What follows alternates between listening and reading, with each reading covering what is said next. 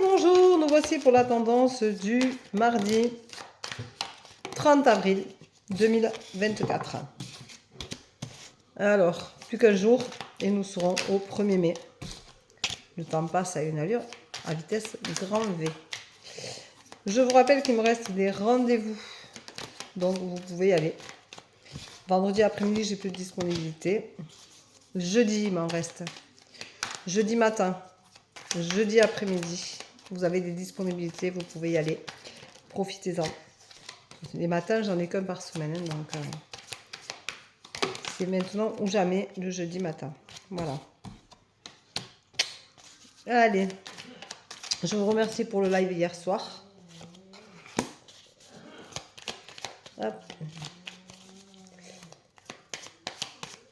Je vous rappelle que je referai un live en fin de semaine, je pense vendredi soir, à 21h, quelque chose comme ça. J'aime bien à 21h, c'est sympa. Et je ferai un live spécial abonné lundi prochain. Voilà. Alors, aujourd'hui, on vous dit de rester fidèle à vous-même, rester fidèle à vos croyances, à ce que vous êtes, à ce que vous pouvez donner, à ce que vous avez envie de partager, de donner. Restez fidèle à ce que vous vibrez. On vous dit qu'aujourd'hui, vous êtes dans une impasse, mais c'est pas grave. Il faut être dans des impasses pour justement réfléchir et se retourner vers soi et vraiment aller à l'essentiel de ce qu'on veut pour s'en sortir. Donc, l'impasse n'est que temporaire, ne vous inquiétez pas, vous allez sortir riche de cette expérience-là. Donc, ça veut dire que selon ce que vous vivez, de toute façon, vous en sortirez grandi.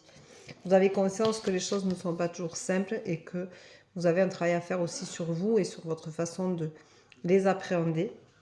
Mais vous allez avoir une révélation qui va vous ouvrir à la paix.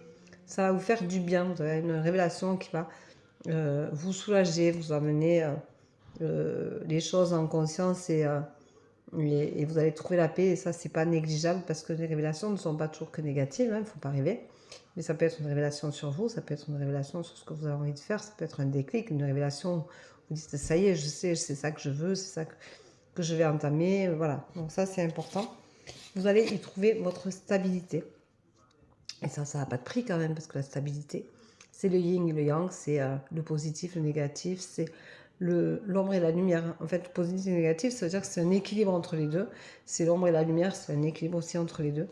Et que ça fait du bien de se retrouver en stabilité.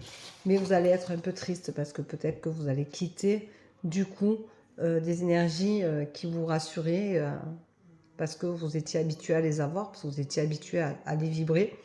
Et du coup, vous allez être triste peut-être parce que vous allez vider une certaine partie de vous pour la remplir de quelque chose que vous ne connaissez pas. Donc, vous allez la vider de quelque chose que vous connaissez, où vous étiez habitué à vibrer de cette façon-là.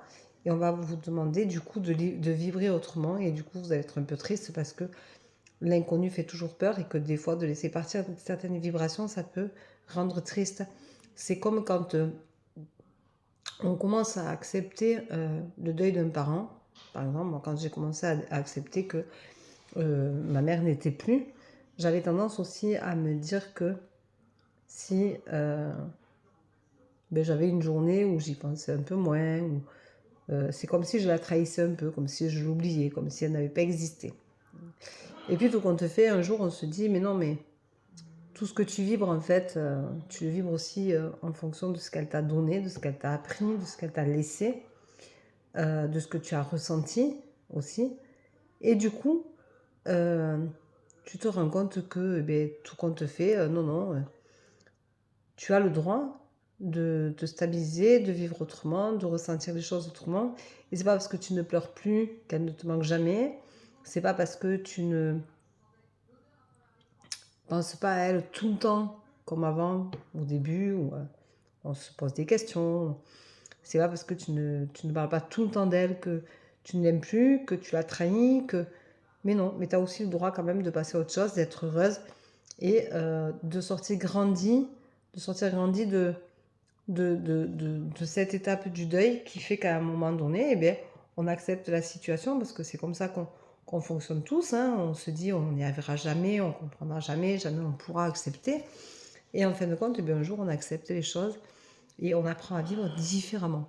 Alors, on n'est pas pire, on n'est pas meilleur, mais on est différent, avec une expérience supplémentaire, avec des sentiments